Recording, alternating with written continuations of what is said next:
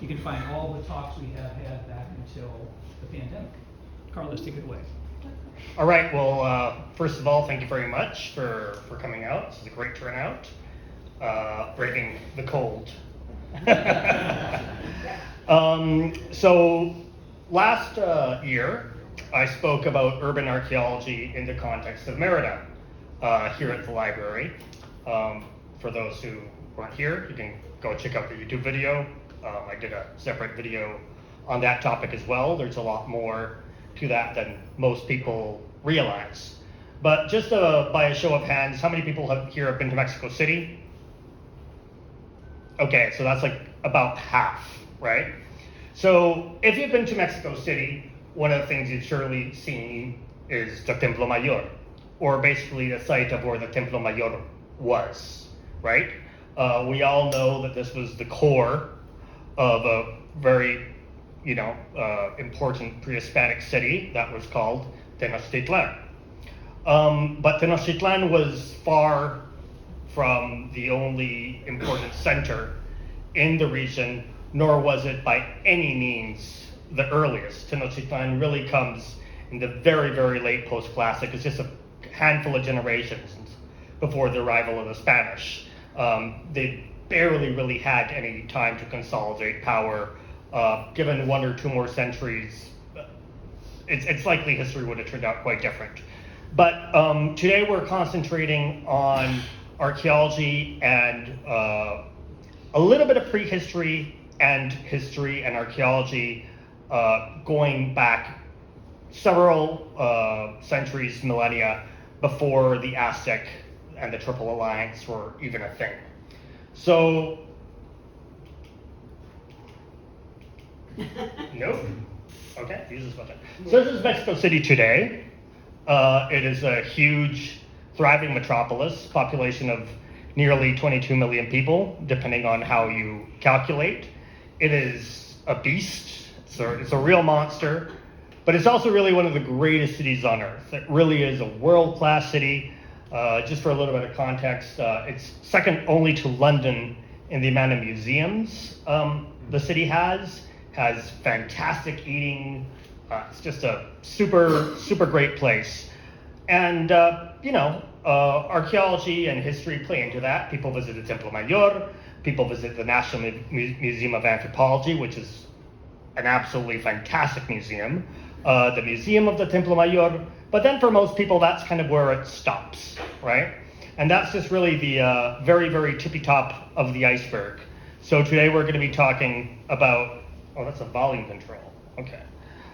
So today we're going to be talking about what we can find beyond just this small area. Now, before we go on to that, what we see when we go to the Templo Mayor is also just a very small part of what is actually there. One of the streets right behind it, called República de Guatemala, behind those facades, they've been working now for several years on restoring some zompantlis, those big facades with the skulls in them, ball court. So there's still a lot to be excavated, but it's very delicate, it's very difficult. Mexico City is very earthquake prone, and in such a large place, it's very hard to do archaeology without upsetting everybody. So just to settle ourselves,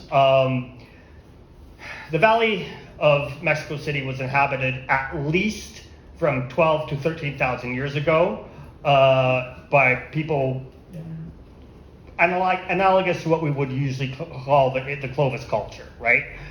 In that they were making these kind of arrow points and weapons and all this kind of thing. And this is the Mujer de Peñón, which was discovered in what is today Mexico City, and it is the first chilanga that we know of, as far as we know, right? So that's kind of interesting, but that's all prehistory. Okay, so once we start really talking about civilization in the metropolitan area of Mexico City, we move towards the south of Mexico City. Does anybody have in their minds where the UNAM is? the big university in Mexico City? Well, it's towards the south of the city, right? And right a little bit further south of that, about between maybe like half a mile, right? There's this splendid, large, round pyramid at this archaeological site called Cuicuilco, which was settled and built, this pyramid, in at least the 8th century BCE. So we're going really far back. The 8th century BCE means that this is contemporary with sites like La Venta, the famous Olmec site, and also El Mirador in northern Guatemala. So, you know, it's not like we have this chronology that we're often taught, that you have the Olmec, then you have the Maya, the Zapotec, and then everything comes to a head with the Aztecs. Timelines are a lot more complicated than that. But so you have the emergence of this really important city called Cuicuilco. Now, Cuicuilco is famous for the you know, round shape of this pyramid. It's full of chambers within. It's not just like one great big stone structure. It's full of chambers, and you know, like all societies of the time, it was very much an agricultural society. There's evidence all around for the cultivation of maize, of all kinds of different crops. And even some like proto-chimalpas, which we'll talk a little bit about later, right? Which was a style of agriculture that was used here in the Valley of Mexico. As you can see, today it is well within the city, within Mexico City.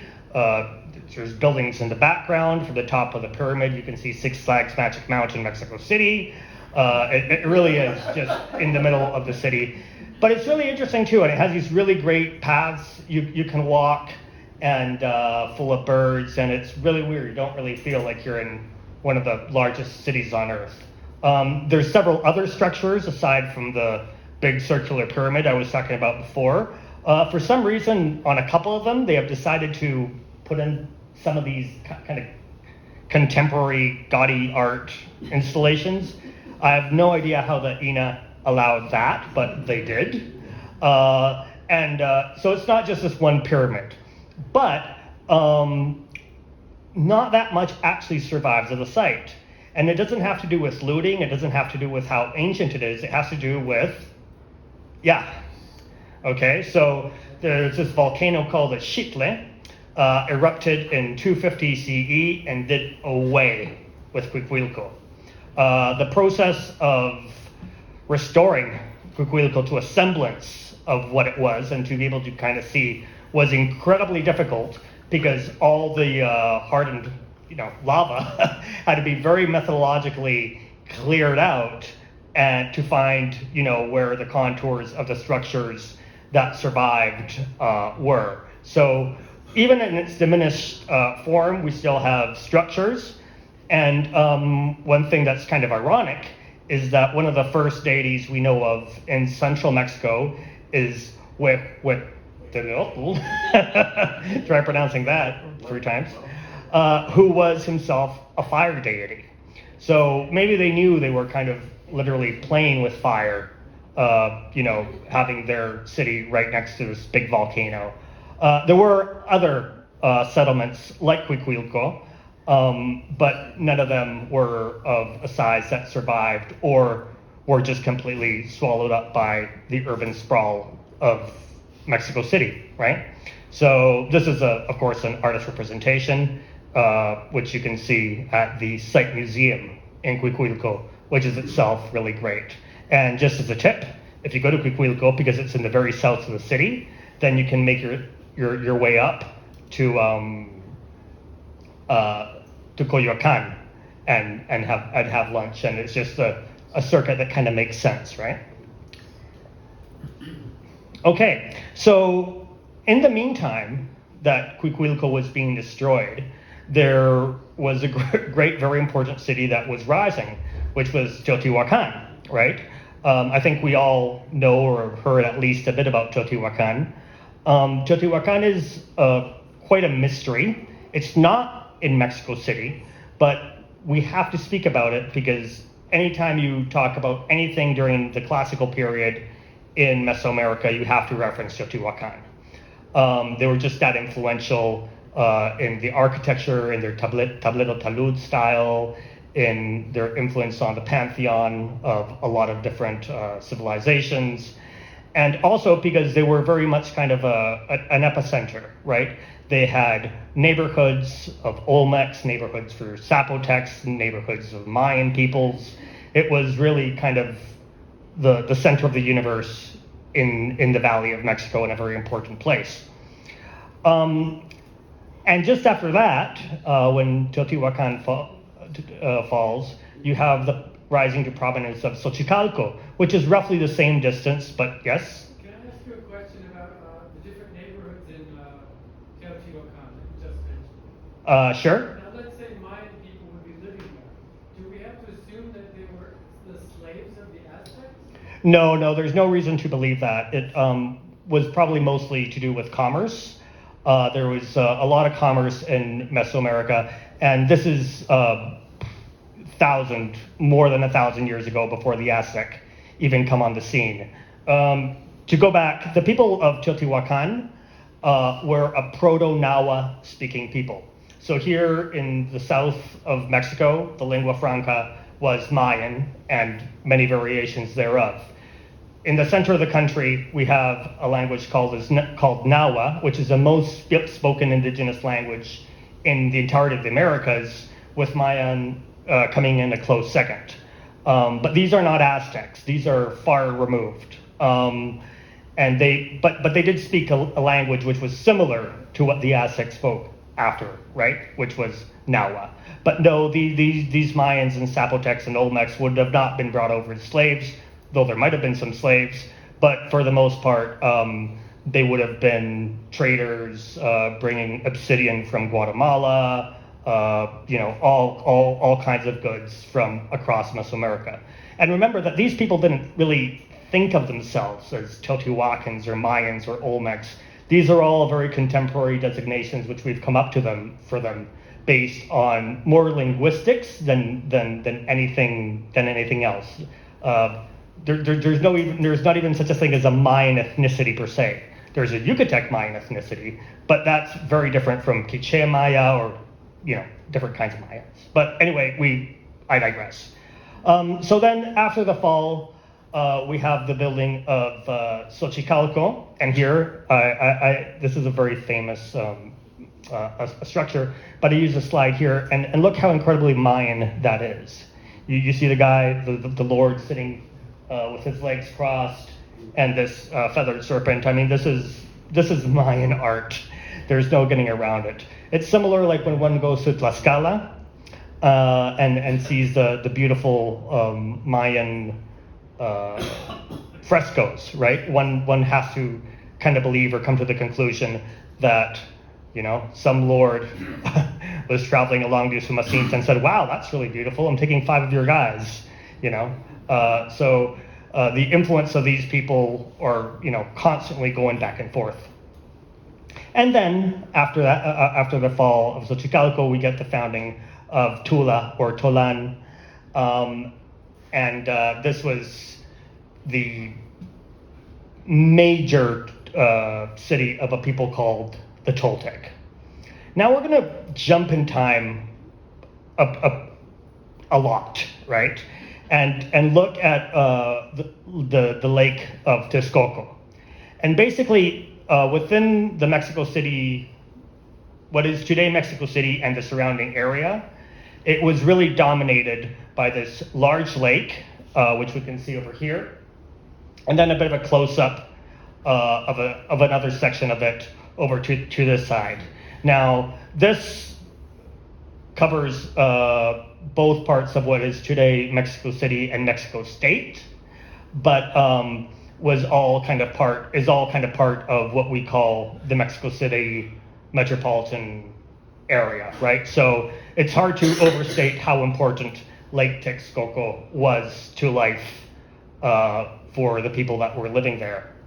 One of the reasons it was very important is because it was very fertile, but not traditionally so. It's not. I mean, there's a lot of volcanic stone. It's not a place, you could just throw something into the ground and it grows like here. It's a lot more arid. But because of Lake Texcoco, these people were able to develop a system of agriculture they call the chinampa, right? In which they would utilize small islets and inlets, some natural, some which they built onto, to use the water and the nutrients filtered through vegetation, almost in the way that mangroves work, right, to feed the ecosystem, to keep the soil extremely fertile and be able to feed themselves. And this is really important because at the time of the arrival of the Spanish, Tenochtitlan was, quite a bit larger than either Paris or London. So we're talking about very large population, very dense, very urban. So this is the technology they use to be able to feed themselves. And here's just another illustration of setting up a chinampa and working. If today you were to go to Mexico City, you can take these little boats they call tajineras, and go through basically what are modern day chinampas. And there is a movement nowadays to restore some of these chinampas and protect Lake Texcoco, which is virtually completely gone. There's still a bit of it. There's some very controversial politics going on with that, but that's neither here nor there. But yeah, it's something that is being tried to be brought back, as I'm sure you would not be surprised to find out that Mexico City is not exactly the most sustainable city in the world. After all, it was built on a lake and is sinking, but that wasn't their problem. Okay, so now back to Mexico City. Okay, so I was talking about how the Templo Mayor isn't all there is, right? There's a lot of different ceremonial sites that still exist. A lot of them within the city, right? So here is one, for example, called Chimalhuacan. It was founded sometime in the 4th century BCE and continued all the way up until the Triple Alliance of the Conquest, right? So here we see the remains of a hoop of a ball court, a representation of a fire deity, and a large artificial platform. There's quite a lot more with all of these sites than we'll be seeing on this specific presentation. I've written articles about all of them with a lot more pictures you can go check out if you like. But this is a very interesting place. Chimalhuacan literally means the shield that protects. And today, if you go to the church in the community, more like neighborhood, where Chimalhuacan is, you'll see the discs of the shields used in the facade of the church. Did I include that in the presentation? No, I didn't. Silly me. But anyway, it's very interesting and worth checking out. And they also have a really nice on-site museum, and there's no cost of entry, so that's extra nice. So here's more of Chimalhuacan. One thing that's interesting here is in the excavations, they find this representation of a rattlesnake. So we start to see the cult of the snake and the feathered serpent and all that, which will, basically engulf all of Mesoamerica. And here, just basically a farming community scene with chimalpas and different people at work. Although this codex is from colonial times, which you can easily tell because there's like donkeys, and there were no donkeys back in that time. There was none of them in the area. Now, if you go more towards the east of Mexico City, into an area called Ciudad Neza, named after the great leader Nezahualcóyotl, you can come across a great many very interesting sites, such as Acosac. Last time we were there, they were actually bulldozing surrounding area because they're building a golf course, which is a little bit scary. And we saw so much pottery on the ground. Like it was so tempting to pick up like half like a Mishtek plate, like just, but you know, you no, but still, I mean, like, I'm just saying, you know, if you're so inclined.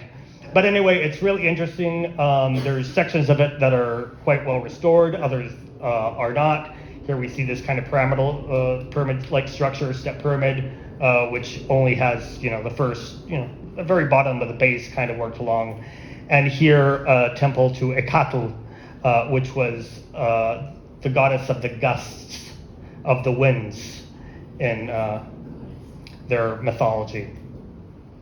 Here is a view from the top of the pyramid, and also another temple to Ekatl, and these are usually rounded, right? So they're very interesting, and they're a feature that you see everywhere in Mexico City, including inside subway stations, believe it or not. I think we have a slide of that a little bit later on. And here we have also another urban archaeological site, Acatitlan, and here we see these very distinctive figures that we see, for instance, in the Museum of Anthropology, where they burn copal. This is actual reproduction, the one that's on site. The real one is in the Museum of Anthropology, but there's all sorts of interesting structures, and again, just for the sake of brevity, I'm not including, you know, everything. It's just kind of to give you an idea of the scope. And again, let's jump forward a few hundred years, right? So here at the Nacional Monte de Piedad, we see the remains of a Aztec figure, which I think you guys will recognize, and a temple to Ekatl inside a subway station, which is really interesting. When they were digging for the station, they of course discovered the structure and decided to, you know, kind of build around it as to be able to preserve what was there. Mexico City, much like Mérida, and even more so, you know, if you know where to look, you can't go more than a block or so without running into something that's, you know, really interesting from pre-Hispanic times. This is an archaeological site called Mixcoac, named after the deity Mixcoatl, who was also a fire deity, and you can see the second level of the Periférico, you know, towering right above it. It also has a really great on-site museum. It is also free, super cool. And it's neat because the structure actually, like the way they built the museum is the structure kind of continues, did I include that? No, over into the side. And there's parts with stucco that are protected and are within the museum. And then they have the artifacts which they found within. So this is really convenient if you're going to visit the Museum of Anthropology, as it's not that far away from there. So if you're coming from the south, you can hit Mixcoac, and then from there go up to the Museum of Anthropology. It's definitely worth it. And also really interesting because it's in this urban environment, right? And you just have semis and like all this traffic moving around and this ancient site below. So it's really, really pretty cool, I think.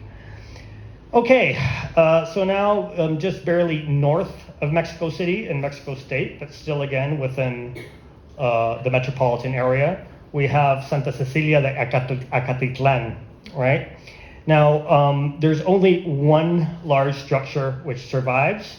We can see it's again completely enclosed in a urban environment.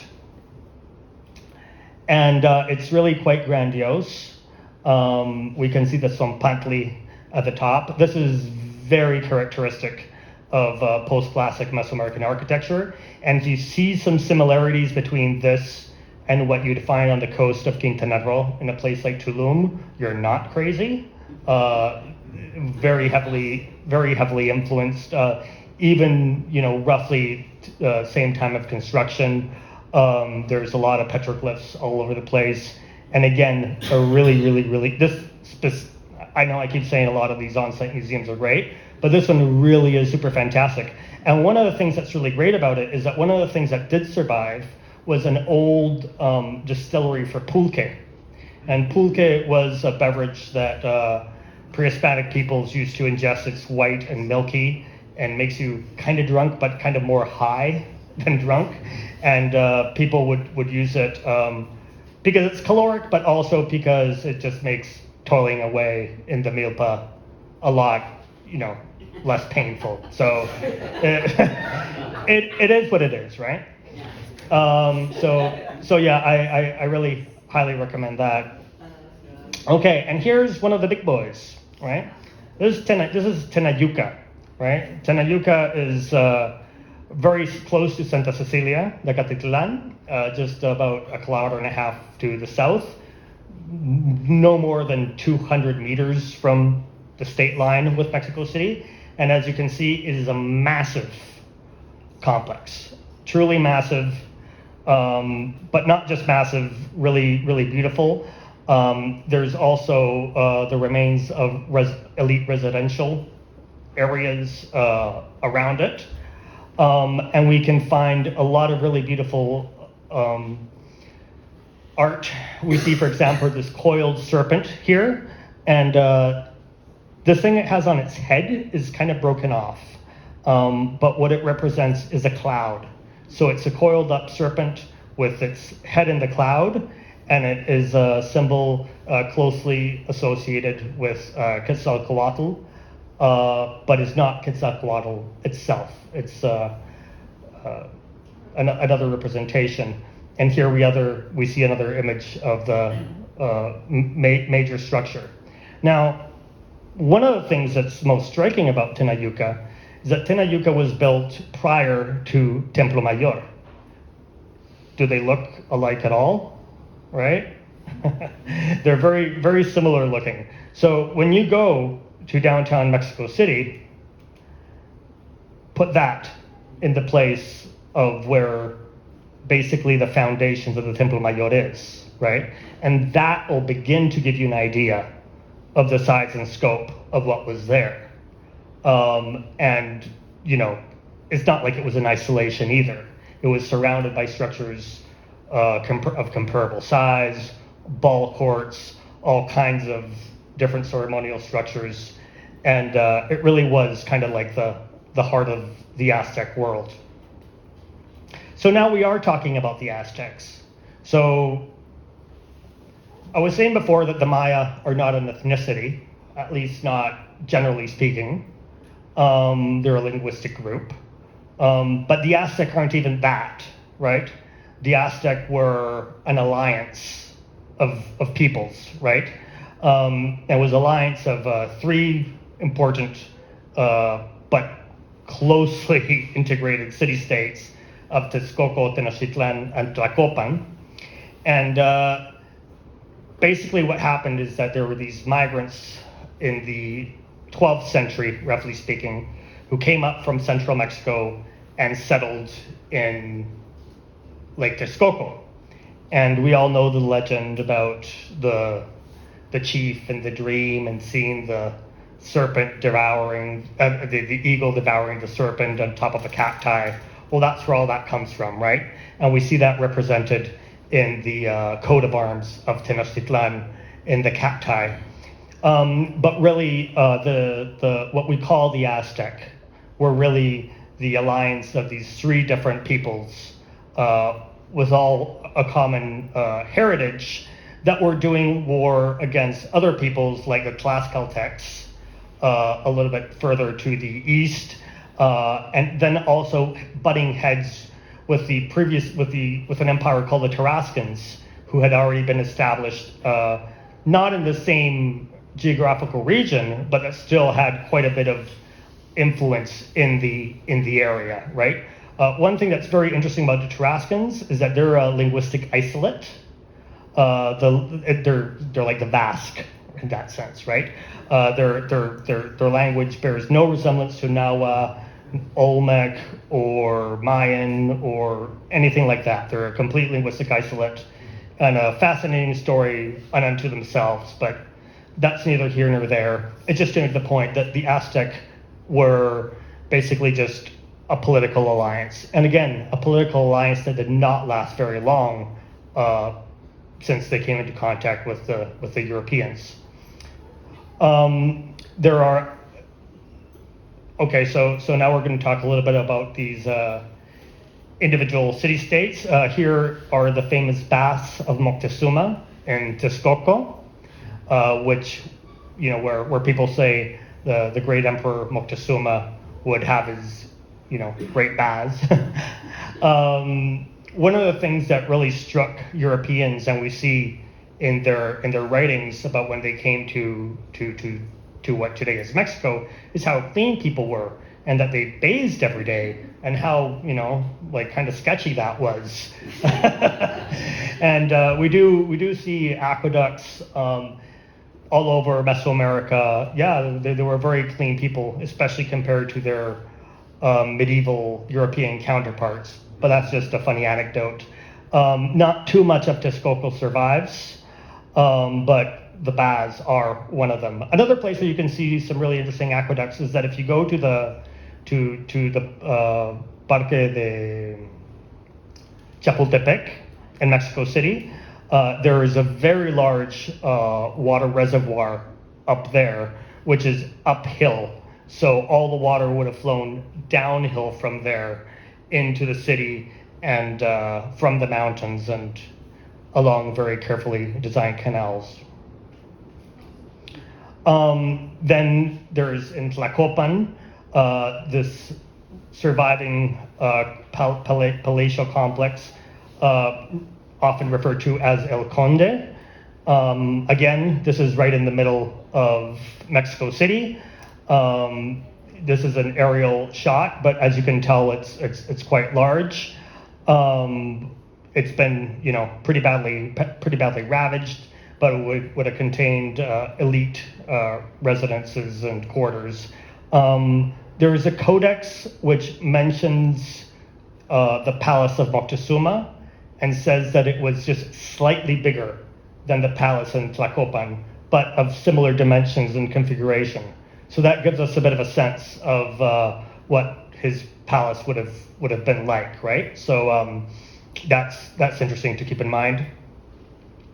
And then, of course, we have Tenochtitlan, the big boy, one of the biggest cities on Earth in its time.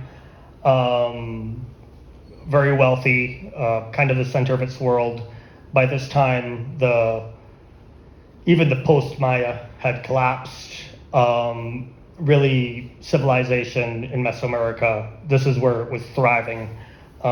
They were deeply, deeply influential all the way down here into Yucatan, further south into Central America. In Honduras, for example, the city of Copan, the Mayan city of Copan, was put under their administration.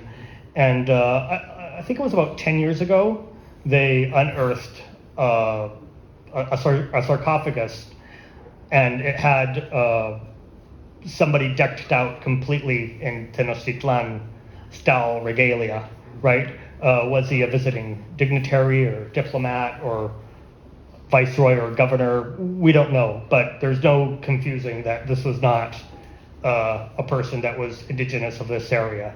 So again, there's always a lot of movement, a lot of communication, a lot of trade, heck of a lot of activity. And here is an artist's rendering of what the city would have looked like, at least a large section of it.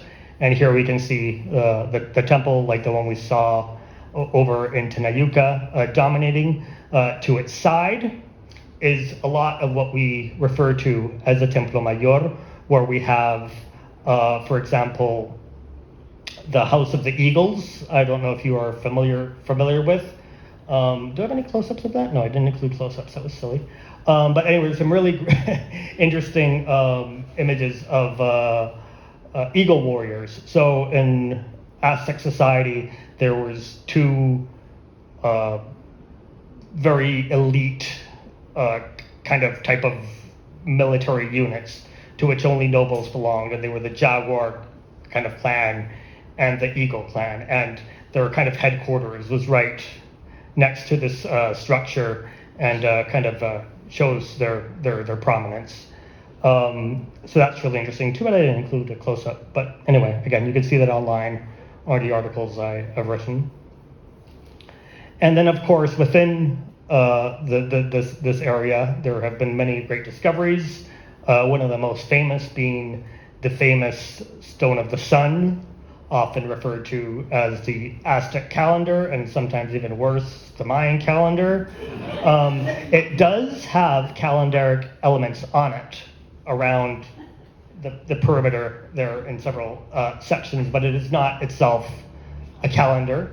Then there's also here an example of reconstructed aqueduct that would have fed water to the complex, most likely all the way up from up there in Chapultepec. So that's really interesting and gives us a bit of insight into their daily life. Then there's also Tlatelolco. Now, Tlatelolco was incredibly important because, as imposing and grand as the center of Tenochtitlan was, Tlatelolco was where market life happened. And it was, it had ceremonial structures. This is a calendaric temple. But there's a whole complex also with wind deity temples and all kinds of things. But when we see the chronicles of the Spanish when they arrive, they really marvel at the size of the market. And very little actually survives today that's visible. In that white structure we see over there to the side, they've actually been doing some recent excavations underneath it, and there's a heck of a lot of architecture underneath there. So this is just really a very small part of what survives. Now, Tlatelolco is, of course, also very famous for another reason. I think most of you know. Does anybody not? Yeah, exactly. In 1969, it's pretty bad. And this is just like a terribly unfortunate, ironic placement of for the armed forces of Mexico and Tlatelolco subway station. I mean, it's just kind of the height of irony, and yeah, kind of gross. So anyway, one of the things at Tlatelolco here is this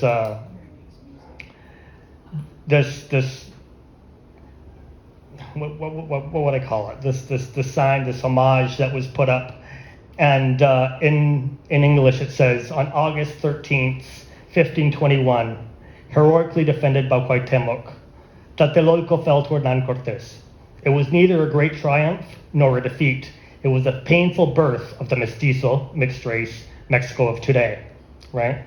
So that is very poignant, and that's something which all us Mexicans really feel, in our bones. We are a people of two worlds, of this great pre-Hispanic world that preceded us, of our European heritage, and some of us lean born to one direction or another, but there's no denying the importance of either.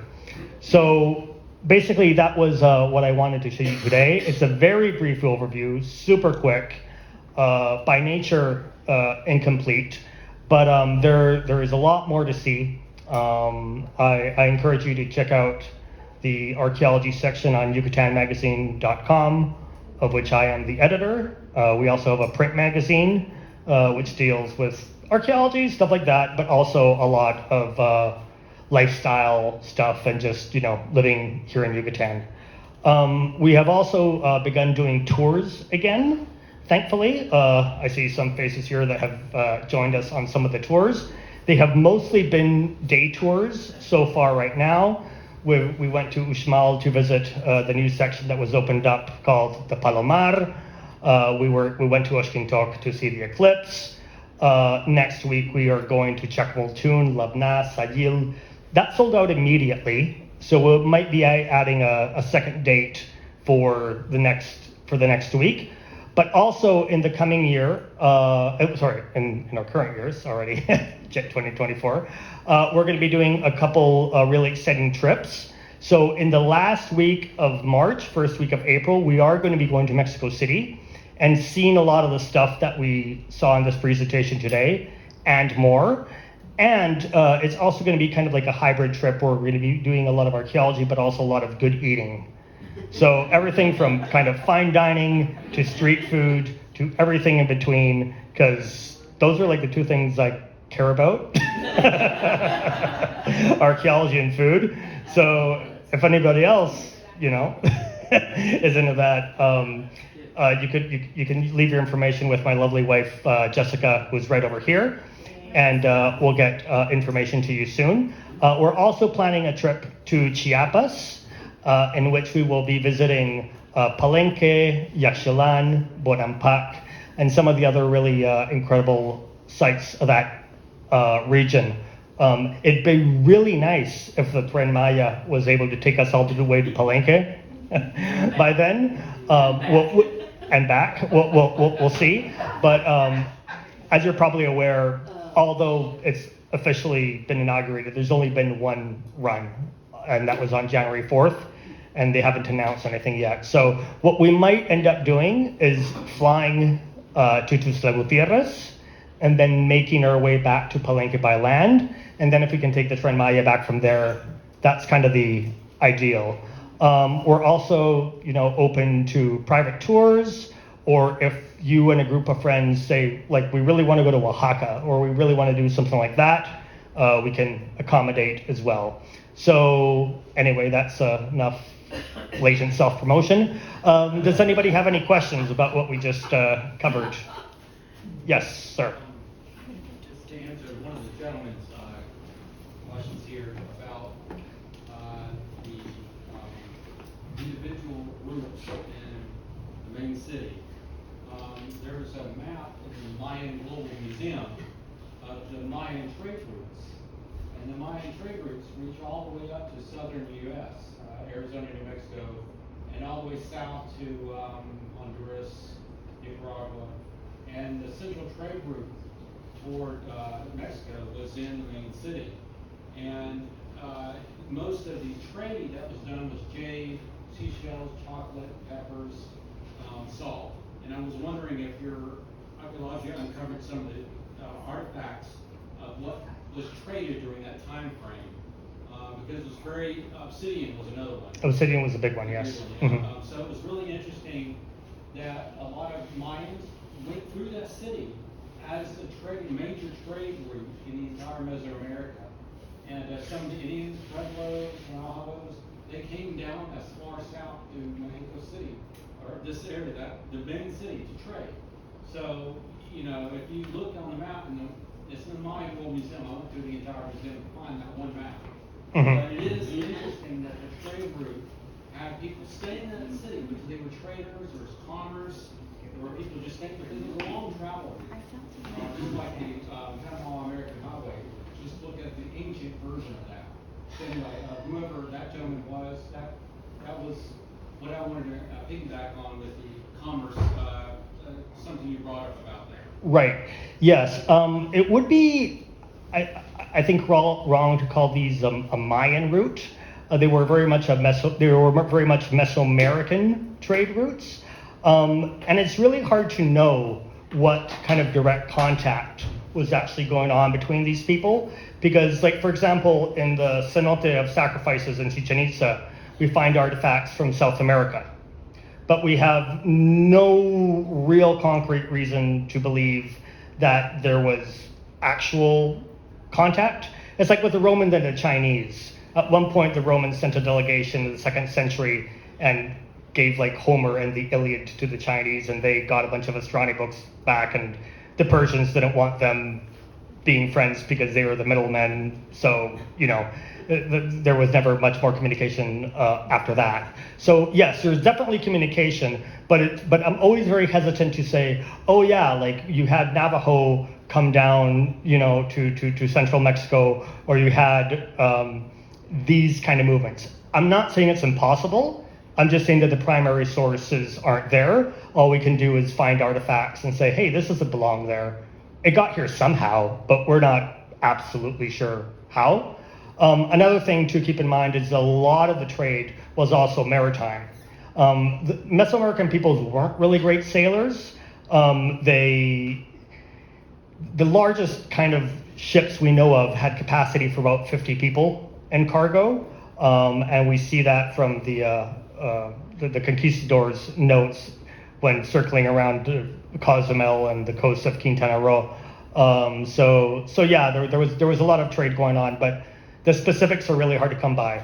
But one thing that is really interesting, and for example, you're talking about the southern U.S. and Central America, we do see some features, some cultural features that transcend Mesoamerica.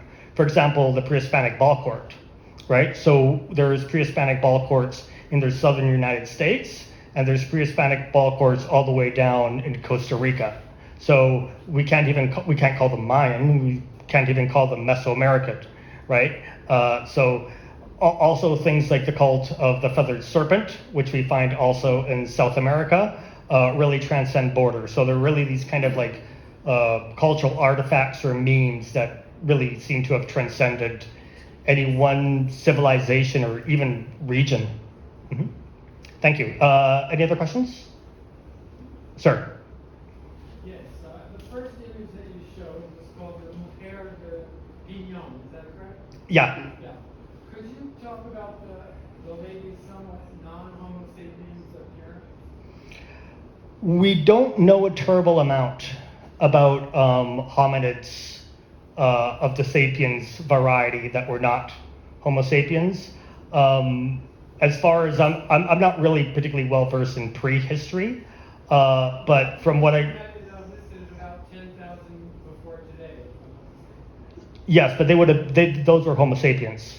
She would have been a Homo sapien. Oh yes. Homo sapiens evolved somewhere around 200,000 years ago when they left Africa. So if we think about the migration from China or Asia, sometimes it's listed at 15,000 BC. Would some groups of, I don't know if Neanderthal bands were still alive at that time. no, they were long gone. So only Homo sapiens would have come over. Yeah, we would have Homo sapiens. She did have a rather prominent forehead.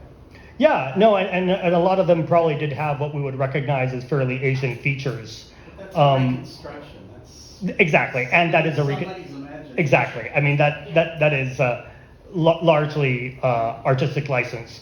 But for example, when it comes to Neanderthals, the last large group of Neanderthals that we know of were in what is today the Basque Country in Spain, and they were basically isolated from Homo sapiens because there was a mini ice age. So there was this glacier protecting them. And when the glacier came down, well, we basically, how to put this nicely, screwed them all to death.